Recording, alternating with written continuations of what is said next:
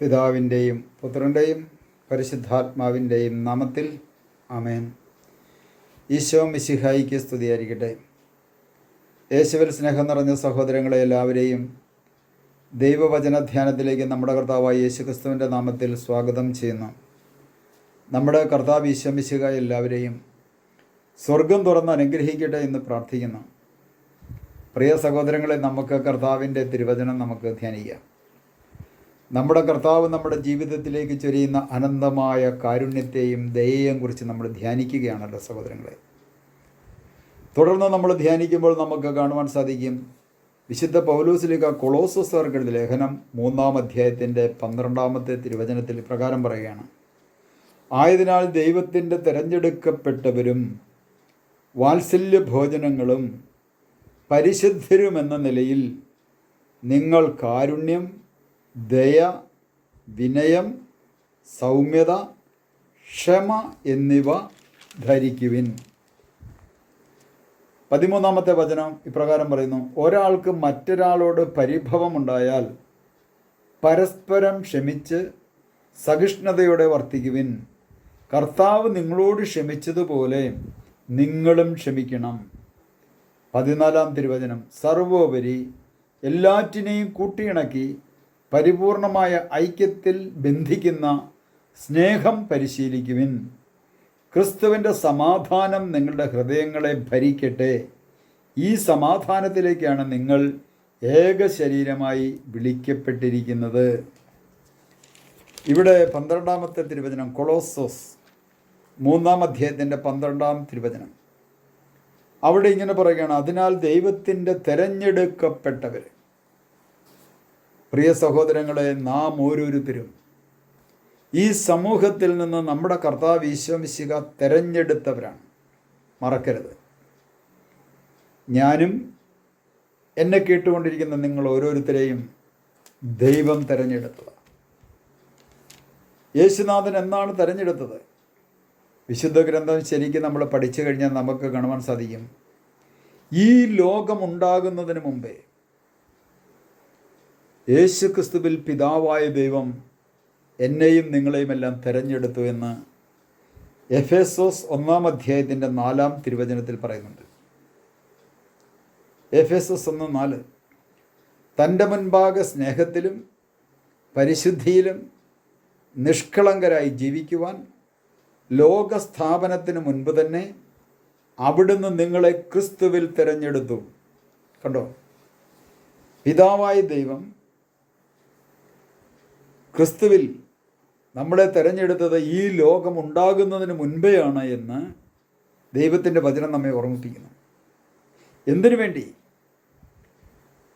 ആ ദൈവം നമ്മളെ തിരഞ്ഞെടുത്തുവെങ്കിൽ എന്നെയും, അല്ലെങ്കിൽ എന്നോടും എന്നെ കേട്ടുകൊണ്ടിരിക്കുന്ന നിങ്ങളോടുമുള്ള ദൈവത്തിൻ്റെ അനന്തമായ കരുണയും ദയയും ഒന്നുകൊണ്ടും മാത്രമാണ് ദൈവം നമ്മെ തിരഞ്ഞെടുത്തത്.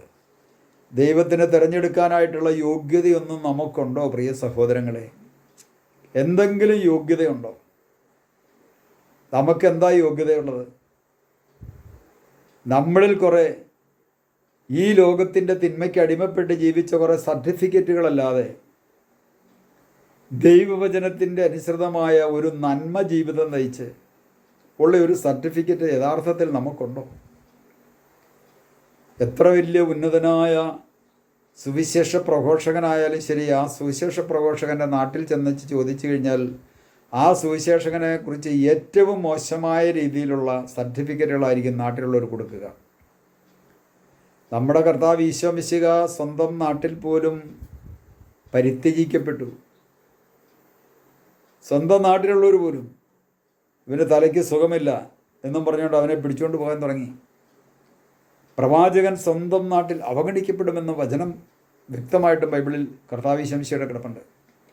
ഇവിടെ നമ്മുടെ കർത്താവ് പറയുകയാണ്, അതിനാൽ ദൈവത്തിൻ്റെ തിരഞ്ഞെടുക്കപ്പെട്ടവർ. തിരുസഭയിൽ മാമോദിസ എന്ന കൂദാശയിലൂടെയാണ് ദൈവമായ കർത്താവ് തിരഞ്ഞെടുത്തത്. മത്തായിക്കും മറിയാമയ്ക്കും ഒരു കുട്ടിയുണ്ടായെന്നും കരുതി മത്തായും മറിയാമയും അതിനെ മാമോദിസ മുക്കിയില്ലെങ്കിൽ അത് ഒരു വിജാതീയനായിട്ടേ ജീവിക്കുകയുള്ളൂ. അവർ വിശ്വാസികളായതിൻ്റെ പേരിൽ അവർ മാമോദിസ മുക്കി ആ കുഞ്ഞിനെ വിശ്വാസത്തിലേക്ക് എന്നെ വളർത്താൻ പറ്റി. എന്നാൽ പേരുകൊണ്ട് മറിയാമ്മയും മത്തായിയും നമ്മൾ കല്യാണമൊക്കെ കഴിച്ച് പിള്ളേരൊക്കെ ഉണ്ടായി കഴിഞ്ഞപ്പോൾ അവർ പറയാം അത് അവർക്ക് ഇഷ്ടം പോലെ ജീവിച്ചോട്ടെ എന്ന് പറഞ്ഞുകൊണ്ട് അങ്ങനെ ഉള്ള ധാരാളം മക്കൾ ഈ ലോകത്തിലുണ്ട്. ഞാൻ പറഞ്ഞു വന്നത് അവിടെ ജനിച്ചുവെങ്കിലും ദൈവം തിരഞ്ഞെടുക്കണം. ഇവിടെ മാമോദിസ എന്ന കുദാശയിലൂടെ ദൈവമായ കർത്താവ് തിരഞ്ഞെടുത്തു. അതുകൊണ്ടാണ് ദൈവത്തിൻ്റെ തിരഞ്ഞെടുക്കപ്പെട്ടവരെന്ന ആ വാക്കാണ് തിരഞ്ഞെടുക്കപ്പെട്ടവർ. രണ്ട് വാത്സല്യഭാജനങ്ങൾ. ദൈവത്തിൻ്റെ വാത്സല്യം നമ്മളിലേക്ക് കവിഞ്ഞൊഴുകുന്നു. കണ്ടോ, എത്ര നമ്മൾ പറയാലോ ആ കുഞ്ഞിനോട് എന്ത് വാത്സല്യമാണ്, ആ മാതാപിതാക്കൾക്ക് ആ കുഞ്ഞിനോട് എന്ത് വാത്സല്യമാണ്. ആ കുഞ്ഞിനെ ലാളിക്കുന്നു, അതിനെ തോളെ കയറ്റി വെക്കുന്നു, എടുത്തുകൊണ്ട് നടക്കുന്നു, അതിനാവശ്യമുള്ളതൊക്കെ മേടിച്ചു കൊടുക്കുന്നുണ്ട്. കേട്ടോ, വാത്സല്യം കൂടുതലായപ്പോൾ ഇവിടെ പറയാണ് ദൈവത്തിൻ്റെ തിരഞ്ഞെടുക്കപ്പെട്ടവർ. ഈ തിരഞ്ഞെടുക്കപ്പെട്ടവരോട് ദൈവത്തിൻ്റെ വാത്സല്യം. കണ്ടോ, വാത്സല്യഭാജനങ്ങളെ എന്നാണ് പറയുന്നത്. തിരഞ്ഞെടുക്കപ്പെട്ടവരും വാത്സല്യഭോജനങ്ങളും പരിശുദ്ധരും എന്ന നിലയിൽ മാമോദിസ എന്ന കൂദാശയിലൂടെ ജന്മപാപത്തിൽ നിന്ന് അവനെ കഴുകി വിശുദ്ധീകരിച്ച് ദൈവം തിരഞ്ഞെടുക്കപ്പെട്ട വ്യക്തി സ്ഥൈര്യലേപനം എന്ന കൂദാശയിലൂടെ പരിശുദ്ധാത്മാവിനെ സ്വീകരിച്ച് വിശുദ്ധ കുർബാനയിലൂടെ നമ്മുടെ കർത്താവായ ഈശോയെ അതിൻ്റെ പൂർണ്ണതയിൽ സ്വീകരിച്ച് ഒരു പരിശുദ്ധനായി മാറ്റപ്പെട്ട വ്യക്തിയാണ്. തിരുസഭയിലുള്ള ഓരോരുത്തരും അവരൊക്കെ വിശുദ്ധരാ. അതുകൊണ്ടാണ് പത്രോസ്ലീഹ പറഞ്ഞത് നിങ്ങൾ തിരഞ്ഞെടുക്കപ്പെട്ടവരെ രാജകീയ പുരോഹിതഗണം വിശുദ്ധര് ദൈവത്തിൻ്റെ സ്വന്തമെന്ന് പറയാൻ കാരണം.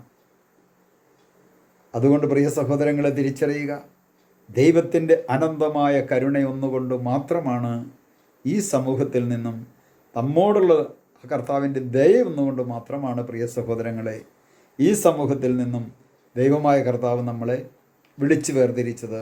നമുക്ക് കർത്താവിന് നന്ദി പറയാം. കർത്താവ് ഈശോയെ, ഈ സമൂഹത്തിൽ പാപകരമായ ഈ ലോകത്തിന് അനുരൂപരായി ജീവിക്കേണ്ട ഞങ്ങളെ ഓരോരുത്തരെയും, ജീവിച്ചുകൊണ്ടിരുന്ന ഞങ്ങളെ ഓരോരുത്തരെയും അവിടുന്ന് തിരഞ്ഞെടുത്തു. അതോടൊപ്പം തന്നെ അങ്ങയുടെ വാത്സല്യഭാജനങ്ങളാണ് ഞങ്ങൾ ഓരോരുത്തരും. കർത്താവെ, ഞങ്ങളുടെ ജീവിതത്തിൽ മറ്റുള്ളവരോട് കരുണ കാണിക്കുവാൻ, മറ്റുള്ളവരോട് ദയ കാണിക്കുവാൻ ഞങ്ങളെ ഓരോരുത്തരെയും അവിടുന്ന് അഭിഷേകം ചെയ്യണമേ. പിതാവിൻ്റെയും പുത്രൻ്റെയും പരിശുദ്ധാത്മാവിൻ്റെയും നാമത്തിൽ ആമേൻ.